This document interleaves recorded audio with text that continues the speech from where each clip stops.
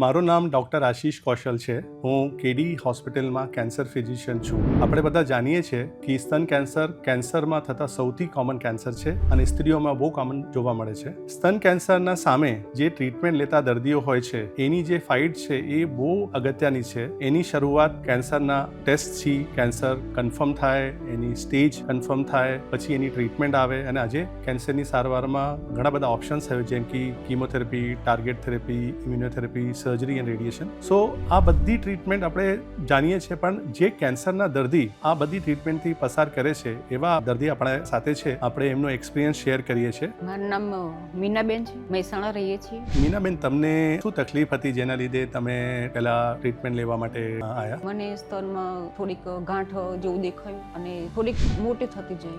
પછી ડૉક્ટરને બતાવ્યું મહેસાણા કે કેન્સર છે, ઓપરેશન કરવું પડશે. એટલે હું ડરી ગઈ હતી, બહુ જ ડર હતો મને કે હવે શું થશે, નહીં સહન કરી શકું. જ્યારે તમને ખબર પડી કે કેન્સરની ગાંઠ છે અને એનું ઓપરેશન કરવું પડશે, તો પછી કેટલા ટાઈમ સુધી તમે કેન્સરની ટ્રીટમેન્ટ નથી કરાવી? એનાથી શું તમને પરિણામમાં થયું? લગભગ 6 મહિના જેવું થયું ગાંઠ થઈ. અને એ 6 મહિના સુધી જે તમે ટ્રીટમેન્ટ ના લીધી તો એમાં સ્તનની ગાંઠમાં તમને શું ફરક પડ્યો? એ ટ્રીટમેન્ટ ના લીધા પછી મોટી થવા લાગી. બરાબર. થોડીક ગાંઠ બહાર બી આવવા લાગી, માંથી પરું પણ આવવા મળ્યું. અમે જોયું કે હવે જવું જ પડશે. એટલે તમને જ્યાં સુધી બન્યો ત્યાં સુધી એ કેન્સરની સારવાર ડિલે કરી, પણ એક સ્ટેજ એવી આવી ગઈ કે જ્યારે તમારી સહન શક્તિના એ બહાર નીકળી ગયો કે હવે મારે કેન્સરની ટ્રીટમેન્ટ લેવી પડે. ગાંઠ ખાસી મોટી થઈ ગઈ છે, આ ગાંઠમાંથી પરું આવવા માંડ્યા છે, દુખાવા ચાલુ થઈ ગયા. તો તમને શું ડર લાગતો હતો, કે તમારા મનમાં શું હતો કે કેમ કેન્સરની ટ્રીટમેન્ટ તમે નહીં કરાવવા માંગતા હતા? મને પહેલેથી જ ઓપરેશન માટેની તો ડર જ રહેતો હતો કે મને સહન નહીં થાય. મતલબ કીમો આપશે, કંઈક રેડિયેશન આપશે, એનાથી કંઈક વધારે આડઅસર થશે તો હું નહીં સહન કરી શકું. સો એ એક બહુ કોમન વસ્તુ છે કે લોકો પહેલાંથી એ માઇન્ડમાં એ વિચારે કે કેન્સરની સારવાર બહુ તકલીફવાળી હોય છે અને જેના લગતા કેન્સરના દર્દી ટ્રીટમેન્ટ અવોઇડ કરે છે. તો જ્યારે તમે કેડી હોસ્પિટલમાં આવ્યા તો તમને પહેલા દિવસે શું એક્સપિરિયન્સ રહ્યું? ડૉક્ટર આશીષ કૌશલ સરને મળ્યા પછી એમને મને સમજાવ્યું તો તરત જ મને એમ ફીલ થયું કે ના, હવે વાંધો નહીં, સારું જ લાગશે, હવે ઓપરેશન કરાવવું જ જોઈએ એમ.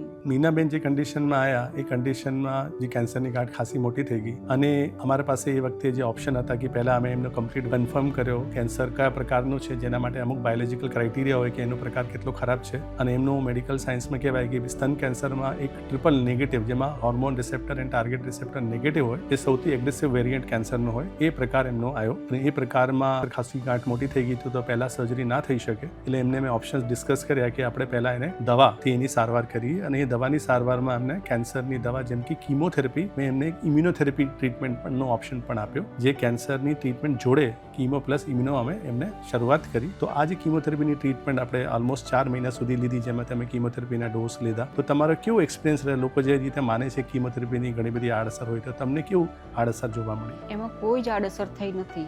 જે કીમો ચાલુ કર્યા પછી તો સારી એવી મને એનર્જી રહેતી અને કોઈ આડઅસર નથી. સો એમને જે ગાંઠના લગતા બ્લડ ડિસ્ચાર્જ થતો હતો, એમને લોહી ઘટી જતો હતો, તો ધીમે ધીમે કરીને જેમ કેન્સરની ટ્રીટમેન્ટ આગળ વધી, એમની ગાંઠનો સાઇઝ ઓછા થવા માંડ્યા, એમના જે સિમ્ટમ્સ છે એ બધું એમને મેન્ટેન થવા માંડ્યું અને એમને એક પોઝિટિવ સ્પિરિટ સાથે આગળ કેન્સરની ટ્રીટમેન્ટ આગળ કરાવી. તો આ જે કેન્સરની ટ્રીટમેન્ટ હોય છે એમાં તમે જે ટ્રીટમેન્ટ કરાવી હતી એમાં તમારા ફેમિલીના કેટલા રોલ છે? ફેમિલીએ મને બહુ જ હેલ્પ કરી સાહેબ. જેમ કે તમે જે રીતે કહ્યું હતું ને એ બધી જ રીતે એમને મને મારી સેવા બી કરી અને ખાસ તौर पे તમારા ન્યુટ્રિશનનું બહુ સારી રીતે ધ્યાન રાખ્યું. બહુ જ ધ્યાન આપ્યું મને. કીમોથેરાપીની સાયકલ પૂરી થઈ ગઈ પછી જ્યારે તમે સર્જરી માટે ગયા, તો સર્જરી કરાયા પછી સ્તનનું ઓપરેશન થઈ ગયું, તો જ્યારે તમને પેથોલોજીની મેઇન રિપોર્ટ આવી તો એ જોયા પછી તમને શું ફીલ થયું? તમે જે રિપોર્ટ બતાવીને કહ્યું કે આવી રિપોર્ટ આવી છે, ગાંઠ તમારી એકદમ નોર્મલ થઈ ગયું છે, સારું છે, એટલા બધા ખુશ થઈ ગયા હતા અમે. જ્યારે એમની ફાઇનલ રિપોર્ટ આવી ટ્યુમર રિમૂવ કર્યા પછી, તો એની અંદર કેન્સર આવ્યો જ નથી. એ બધા કેન્સરના કોષ મરી ગયા હતા અને એની અંદર નો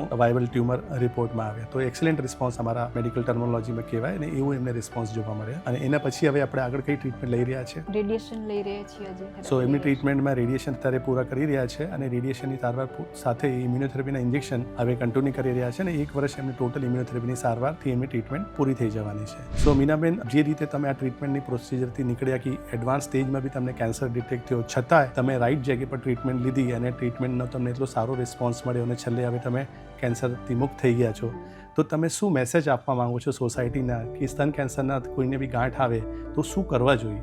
જ્યારે બી આપણને એવું લાગે કે તકલીફ છે, ગાંઠ જેવું લાગે છે, તો તરત નજીકના દવાખાને જઈને તમારે ટ્રીટમેન્ટ લેવી જરૂરી છે. અને કોઈ જાતની રાહ ના જોશો. આપણને કોઈ ડર લાગે છે આમ તેમ બધું કંઈ જ નથી થતું. ડૉક્ટર જે કહે કે ઓપરેશન કરાવવું જરૂરી છે તો તમે કરાવી જ દો. આપણને ડર હોય છે કે ઓપરેશન કરાવવા પછી કે પહેલાં કીમોથેરાપી છે, રેડિયેશન થેરાપી છે, એમાં આવી આડઅસરો થતી હોય છે, એવું બધા કહેતા હોય છે. પણ મને જરાય લાગ્યું નથી કે કોઈ આડઅસર હોય. ઉપરથી મને એમ થાય છે કે નવું જીવન મળ્યું છે અને હવે ખુશી ખુશીથી જીવવું જોઈએ. તાત્કાલિક કોઈ બી પ્રોબ્લેમ હોય તો દવાખાને ભેગા થવું જ જોઈએ.